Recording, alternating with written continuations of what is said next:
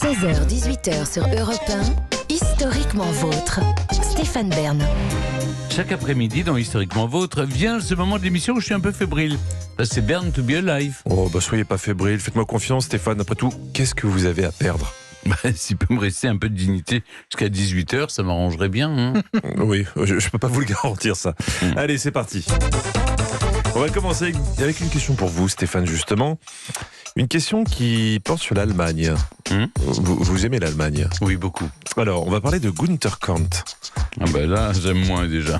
Günther Quandt, plutôt parce qu'il y a un QU, était à la tête d'une des familles les plus riches d'Allemagne durant la Seconde Guerre mondiale.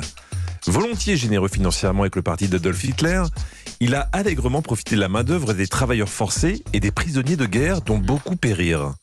Très proche des hauts dignitaires nazis, il était néanmoins fâché avec Göring, car ce dernier lui avait embouti sa Mercedes longue de 5,60 mètres. Vrai ou faux?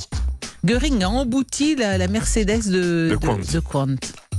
Une Mercedes de 5 mètres, vous vous rendez compte, Stéphane? 5,60 mètres. Grosse voiture. Ce serait drôle, non?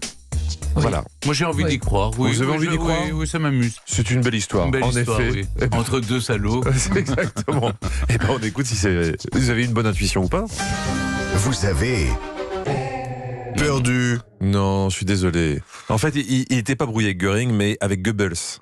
Oui, enfin c'est là. le blanc bonnet. Oh Non, là là. est-ce que vous voulez connaître la raison de cette brouille? Magda était sa première femme, Günther Elle a Quandt. eu un fils avec lui. Cette dernière s'est remariée 2 ans après le divorce avec Joseph. Ouais, c'est le seul qui a survécu. Voilà, donc L'aîné. c'est une belle histoire quand même. Ouais, super. Ah oui. Je vous rappelle que celui qui perd offre des diamants aujourd'hui. Oui, c'est ça. Question numéro 2 pour Clémentine. Diamant pas petit comme vos questions. Oh là là. Ah il a son petit avis. Il s'énerve. Il n'est pas content. 16 avril 1850. Nous sommes le 16 avril 1850. Que se passe-t-il dans le Maine, près d'Angers? Dans le Maine, près d'Angers, le 16 avril 1850, Louis-Napoléon Bonaparte est en visite officielle pour sa campagne électorale. Ce n'est pas ça. C'est la catastrophe du pont de la Basse-Chaîne. Oui. Le 11e régiment d'infanterie légère franchit le pont. La marche et les vibrations causées par les pas provoquent l'écroulement du pont. Plus de 220 morts sont à déplorer. Mazette. Après cette catastrophe, une loi a été prise. Pour s'engager dans l'armée, il faut déclarer sur l'honneur que l'on sait nager. Vrai ou faux? Mais qu'on ait demandé aux soldats s'ils savaient nager, je le crois volontiers, mais qu'on ait dû s'engager sur l'honneur à savoir nager, ça j'ai du mal à le croire. Non, je répondrai non. Vous répondez non? Eh bien, on vérifie. Vous avez gagné. Bravo Clémentine. Désolé, Ça aurait été tellement je fais bien. ce que je peux pour plonger dans les profondeurs. En fait, il faut répondre le truc le plus nul et ça marche. Oh là, mais vous avez beaucoup d'amertume Je en n'ai pas vous, répondu Stéphane. le plus nul, excusez-moi. Elle a été brillante, simplement. J'ai répondu le plus logique. Non, mais pour éviter l'armée de dire non, je sais pas nager, je suis désolé, je peux pas. J'ai piscine. Alors non, c'était faux. Apparemment, le pont était suspendu par des câbles en fer déjà oxydés et le nombre de victimes était alourdi par le fait que les soldats avaient des baïonnettes et une législation militaire existait déjà pour interdire les marches au pas sur les ponts.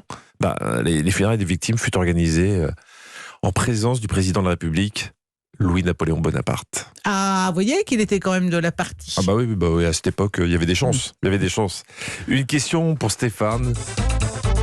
On l'appelle la question des diamants. Il a peur. Ça tombe bien qu'on parle de diamants parce qu'on va parler de Karl Marx. Karl Marx est mort à quel âge? Il doit avoir une 60aine d'années.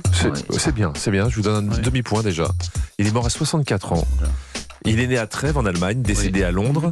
Si vous voulez voir sa tombe, elle est au cimetière de Highgate. Highgate à Londres, il faut payer d'ailleurs pour voir ça. Oh là là, mais il sait tout, Et c'est payant, vous l'avez dit, il faut compter à peu près 5 €. Oui. Et sur sa stèle, il est écrit « Property is theft ». Vous comprenez la célèbre phrase de Proudhon, « La propriété, c'est du vol ».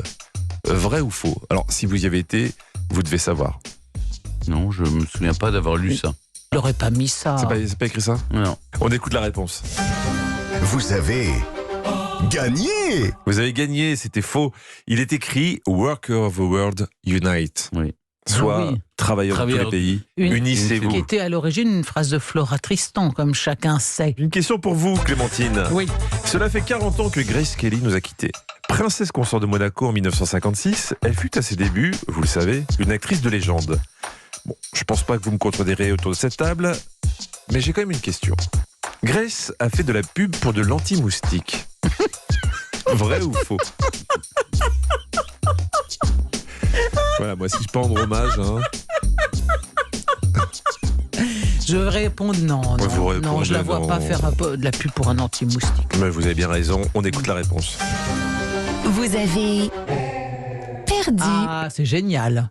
Pourquoi c'est génial? Parce qu'elle a donc fait une pub pour de l'anti-moustique. Et des cigarettes aussi. Elle a fait plusieurs pubs et donc elle avait fait en effet une pub pour de l'anti-moustique. Vous l'avez?